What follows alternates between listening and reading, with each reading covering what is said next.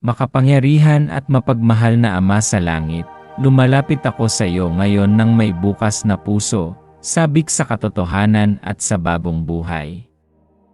Inaamin ko na kailangan ko ang iyong kapatawaran at biyaya. Napagod na ang aking kaluluwa sa kasalanan at kawalan, at ninanais kong linisin ako ng iyong pag-ibig.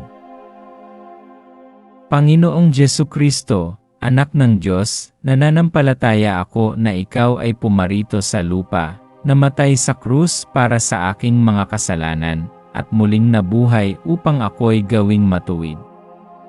Tiwala ako sa iyong sakripisyo at sa iyong tagumpay laban sa kamatayan.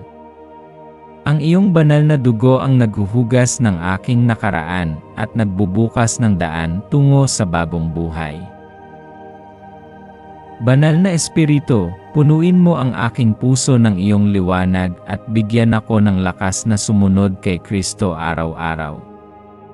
Patatagin mo ang aking pananampalataya, bigyan ako ng karunungan at tapang upang talikuran ang kasamaan at mamuhay ng masunurin sa iyong salita.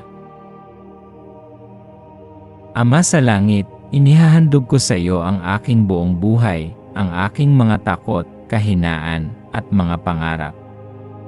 Mula sa araw na ito, nais kong maging iyong anak, maging bahagi ng iyong pamilya, at lumakad sa landas ng katotohanan at biyaya. Salamat po sa kaligtasan, sa iyong habag, at sa bagong pag-asa na natatagpuan ko kay Jesucristo.